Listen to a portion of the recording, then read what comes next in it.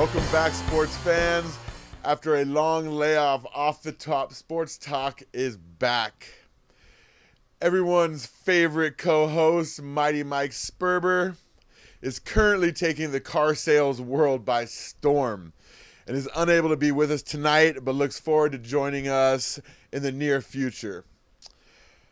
All right, it's playoff time for hoops and hockey here in SoCal. And though our beloved Lakers are nowhere to be found, the Clippers are looking like legit contenders. Then they go out and lose game one at home against the Golden State Warriors. Give home court right back. Not looking good, Clippers. Until tonight, they go back into game three in Oakland and go right in and win it. So the Clippers are at 2-1, got home court back. Looking okay. Chris Paul's doing his thing. You know, we get out of the first round, I think we're looking okay. LeBron and the Heat started out, they're 2-0 right now.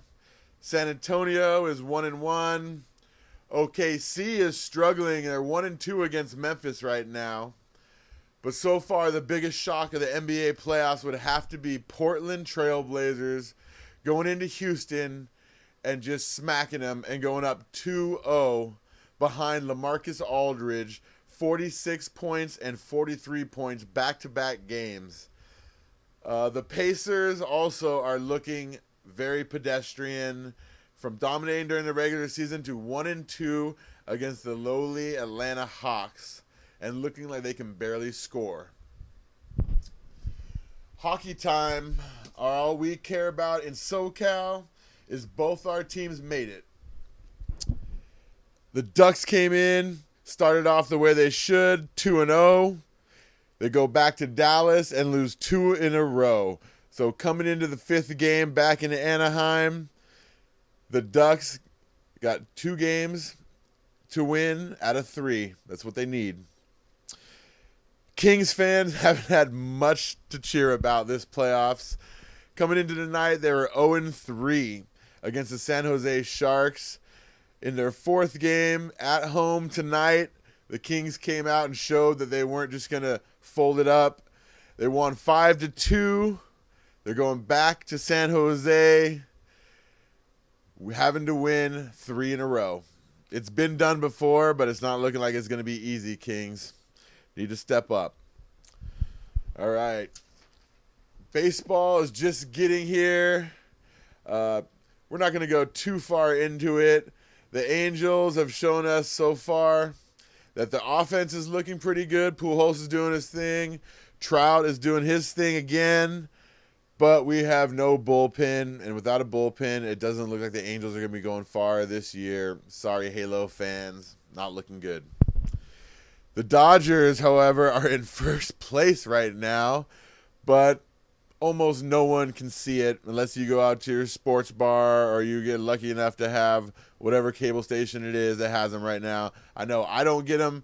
Most of my Doyer fans don't get to watch them. They have to listen on the radio. I mean, we're going back in time with that. Doyers, get it fixed. Let the people sit home in the comfort of their home and watch the games, all right? You're in first place. Keep it up. Let's try to get a World Series victory this year for SoCal. All right, boxing time. Money May is back. He's putting his undefeated streak on the line against Maidana. This dude has an 80% KO rate. He's, all you want in a fight like this is Mayweather. You don't want him to fight another boxer because you know there's no one that's a better boxer right now. So basically, in this fight, all you want is Mayweather to fight someone with a puncher's chance. And like I said, this guy KOs 80% of his guys he's fought.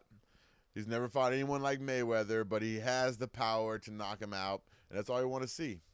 So Mayweather, my prediction, Mayweather by decision. Hopefully it's an entertaining fight. You know, we get to see Mayweather put his skills on the line for everybody.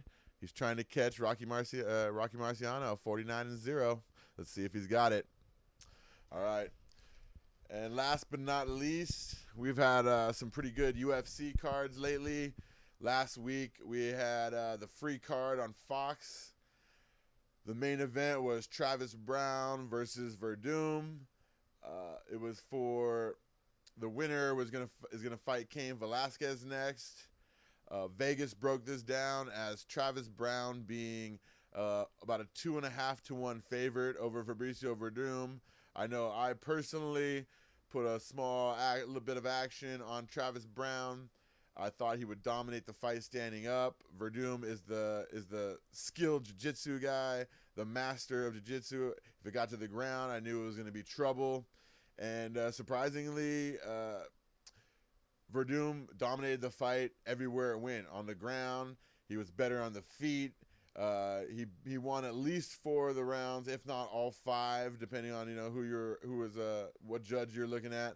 But he's got to take on Cain Velasquez now, Brown Pride. It's going to be a hell of a fight. He wants to take it to the ground. I would think he's a wrestler. He wants to ground and pound, which means he's going to take it right into Fabricio Verdum's strength, his guard, his jiu-jitsu game. Should be an interesting fight. Let's see. Also on the card, Donald Cerrone got a key win over Barbosa. Let's see. Also headlining it was Michael Bisping and Tim Kennedy. Bisping came in as a favorite, and Tim Kennedy just dominated him, took him to the ground, held him down, smacked him around, and basically made him his bitch. Bisping, sorry. You're good. You beat most of the good guys, but you're never going to be a champ. Let's see what other fights were on there. Miesha Tate beat up on Carmouche. It was actually a pretty entertaining fight. Tate did her thing, held on to the victory. Thiago Alves got another victory. Khabib Nurmagomedov is coming up. I'm telling you, the hardest name to say, but watch this kid. He's legit. He's a beast. He beat up on Rafael Dos Anjos. And then 2 up-and-comers that fought on this card. Guys to watch, to bet on the next couple of fights for sure. Listen for the name Alex White. I think he's a 135, 145 fighter. Never lost in his amateur boxing, professional boxing, amateur MMA, or professional MMA resume now. So he went first round TKO over this dude that was Payan, who was supposed to be pretty tough. So watch out for Alex White. And then there's a heavyweight named Lewis. Last name Lewis, and his nickname is the Black Beast. Gotta love the nickname. Another guy watch out for, all right? And coming up this weekend, we got the big UFC 172 card. John Jones is fighting Glover Teixeira. Everybody is hyping this fight up like crazy because Glover Teixeira hasn't lost in something like 8 years. He's a good wrestler. He's got power in both hands, got knockout power. John Jones, just recently was tested pretty hard against Gustafsson. People are kind of wondering if he's slipping. I'm here to tell you, don't buy the hype. John Jones is going to kill Teixeira. I mean, I'm looking at his previous opponents. One of his losses is to Ed Short Fuse Herman. I don't care how long ago the fact that Glover Teixeira could lose a decision to that guy proves to me he has no business being in the ring with John Jones, and that John Jones is going to smash on him. Household lock of the week. Yeah, I mean, some people have this as anywhere from 4 to 5 to 1 for John Jones, so you're not going to get a lot of money on it. John Jones should dominate. I don't think you have to sweat this one out. It should be over within 2 rounds. But hey, you never know. It's a fight game. That's why you watch it. I'm definitely going to be watching this fight. The other guys on the event that you're going to want to see, Phil Davis against Anthony Rumble Johnson in his return back to the UFC after getting kicked out for sucker punching a guy at the end of a fight. He's been doing well in the other promotions he's been fighting on, obviously, because Dana White had said before he would never fight for the UFC again. And even before this fight, he had problems making weight before. Dana said if he doesn't make weight for this fight, he's got a lifetime ban. He's cut for life. So that'll be interesting to see if he makes it. Tim Boetsch versus Luke Rockhold. Should be an entertaining fight. I got Rockhold.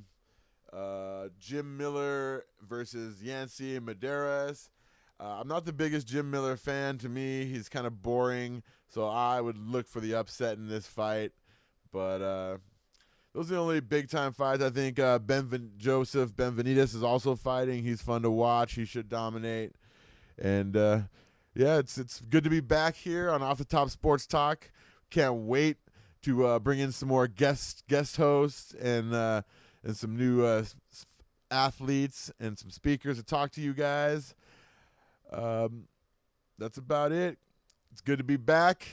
Look forward to being back soon. And we will see you in the near future. Off the Top Sports Talk, signing off.